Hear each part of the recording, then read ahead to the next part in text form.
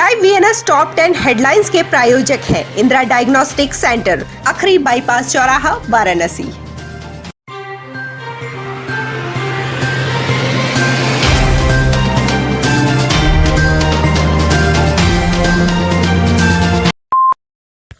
वाराणसी में शनिवार को 3 नए कोरोना पॉजिटिव मरीज मिले हैं। बीते 24 घंटे में किसी कोरोना मरीज की मौत नहीं हुई।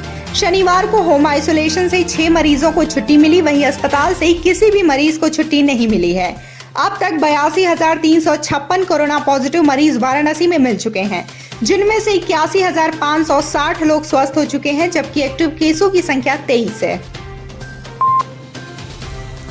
वाराणसी में गंगा में जारी है बढ़ाव, टूटा प्रसिद्ध घाटों का आपसी संपर्क। पहाड़ी क्षेत्रों में लगातार हो रही वर्षा के साथ ही साथ पिछले कुछ दिनों से लगातार मैदानी क्षेत्र में हो रही बरसात से नदियों के जलस्तर में बढ़ाव शुरू हो गया है। केंद्रीय जल आयोग के अनुसार गंगा वाराणसी में 63.46 मीटर पर बह रही है। गंगा में प्रति घंटा 3 सेंटीमीटर की बढ़ोतरी की गई है। केंद्रीय जल आयोग की माने तो पहाड़ी क्षेत्रों में वर्षा का लगातार होना गंगा के जल स्तर में बढ़ोतरी का कारण है।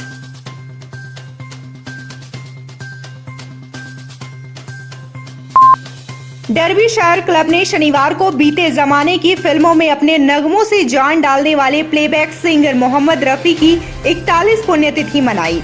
इस दौरान उनके चित्र पर पुष्प अर्पित कर उन्हें 2 मिनट मौन रख श्रद्धांजलि अर्पित की गई।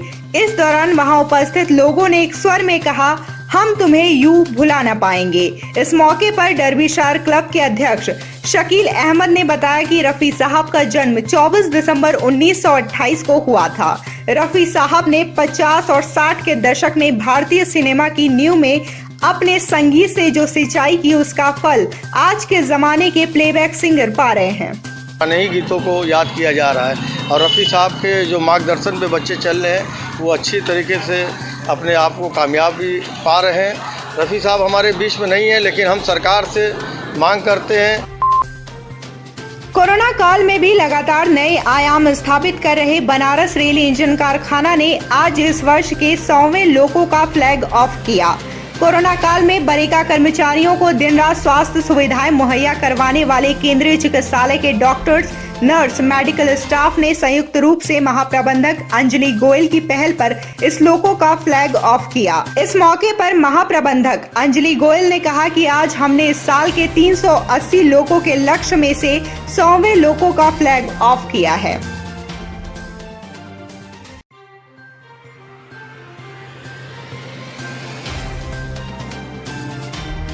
कोविड से प्रभावित होकर वापस आ गए थे काम पे, उनसे काम को चलाए रखा और इसका सबसे बड़ा श्रेय जाता है हमारी मेडिकल फ्रेटर्निटी को, हमारे डॉक्टर्स को, हमारे सिस्टर्स को, नर्सेस को, पैरामेडिक्स को, ग्रुप डी स्टाफ को, जो हॉस्पिटल में हमारे स्टाफ काउंसिल को, सब ने ऐसी परिवार की तरह काम किया है और हम सबका स्वास्थ्य का ध्यान दिया है। जब कोई बीमार पड़ता था उनके घरों में दवाइयाँ पहुँचाना, उनका इलाज करना या उनको सराहना देना कि कोई बात नहीं, ठीक हो जाओगे। इस सब को देखते हुए हमने पूरी मेडिकल फ्रेटर्निटी को आज बुला लिया कि आज आप 100वां लोग को आज फ्लैग करें।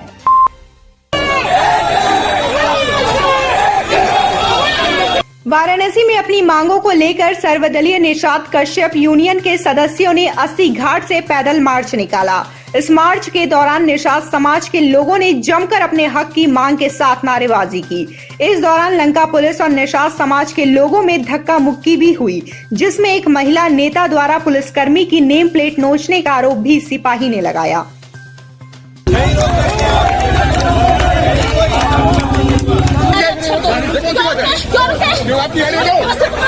गाड़ी पर सही करिए, आप गाड़ी पर क्यों चढ़िए? आप गाड़ी पर क्यों चढ़िए?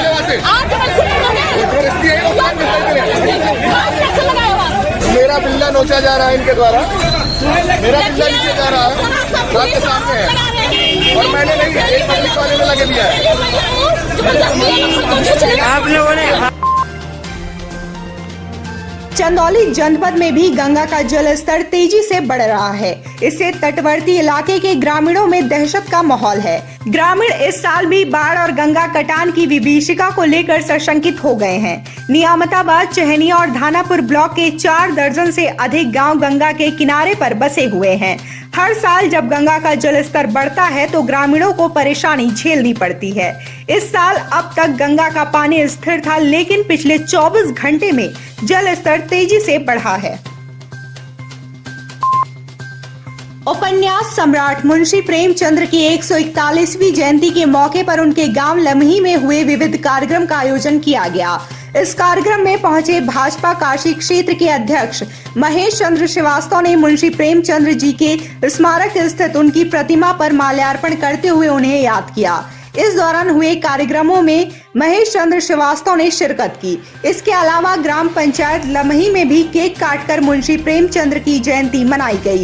इस दौरान किसी प्रशासनिक अधिकारी के जन्मस्थली पर न पहुंचने से लोगों में रोष भी दिखा। हम सब आज मुंशी प्रेमचंद जी के स्मारक पर आके उनकी जयंती पर माल्यार्पण किया, उनको अपना श्रद्धा सुमन अर्पित किया। और प्रेमचंद हिंदी साहित्य के सम्राट हैं और रहेंगे। उनकी कृतियों में हम सब देखते हैं कि सामाजिक विसंगतियों को इतने सूक्ष्म रूप से प्रदर्शित करने का काम किया गया, जो आज के युवा पीढ़ी के लिए एक आप कह सकते हैं कि उनके लिए एक लेसन है। कैंट रोडवेज के वर्कशॉप में रोडवेज बस चालकों परिचालकों ने शनिवार को जमकर प्रदर्शन किया। अपनी 5 प्रमुख मांगों के साथ रोडवेज बस चालकों परिचालकों ने यह प्रदर्शन किया। वहीं बस चालकों ने आरोप लगाया है कि कोरोना काल में बसों का संचालन तो किया जा रहा है, पर बसों पर एक भी बार सैनिटाइजेशन नहीं हो रहा है, जो रोडवेज कर्मियों के साथ ही साथ यात्रियों के लिए भी खतरे की घंटी है। इसके अलावा ड्राइवरों ने बसों की दुर्दशा भी दिखाई और बताया कि केवल एक नट बदलने के लिए हमें यहाँ के कर्मचारियों को रिश्वत देनी पड़ती है। चोर है, हम लोग तो लिखे है ना, वो लोग खुद ही, अब क्या कहा जाए, किसके लिए कहा जाए, क्या सिस्टम चल रहा है। जो परिचालक आ रहा है उसका समय से कैश जमा करा ले, 12 बजे रात आ रहा है, 6 बजे कैश जमा होगा, समय से जमा नहीं हो पाता। दूसरी बात कि इनके द्वारा मेरे से समझौता हुआ था संगठन के पदाधिकारियों के द्वारा, 7 तारीख को वार्ता हुई थी मेरे साथ उनकी। तो इन्होंने कहा था कि 55 से 60% के बीच में आएगा जो लोड फैक्टर वो जमा करा लिया जाएगा। बसें तो 54, कितने बसों परमिट है? 81 आपका 87 बसों का परमिट है संचालन का, जिसमें 30, 35, 40 बसें तक चलती है। जो है बाबुओं की कमी की वजह से जो है तीसरा सिर्फ चेकिंग का नहीं चल पा रहा है। कल या परसों में बाबू एक आके ज्वाइन कर लेगा, चला जा रहा है, मिस्त्री लगा दिए गए हैं, काम हो रहा है।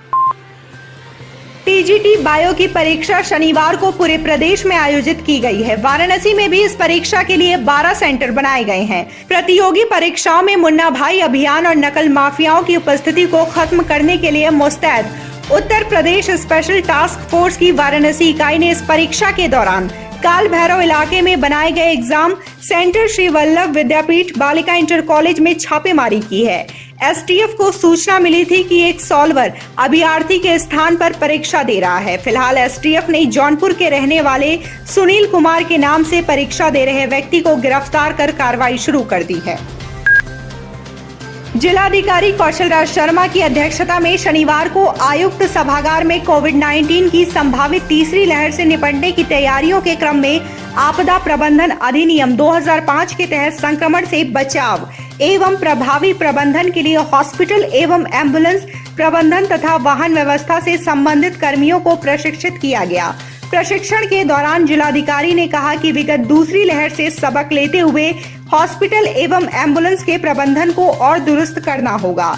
इस कार्य में लगाए गए समस्त चिकित्सा अधिकारी एवं अन्य जनपद स्तरीय अधिकारी समस्त तैयारियों को पूर्ण कर ले।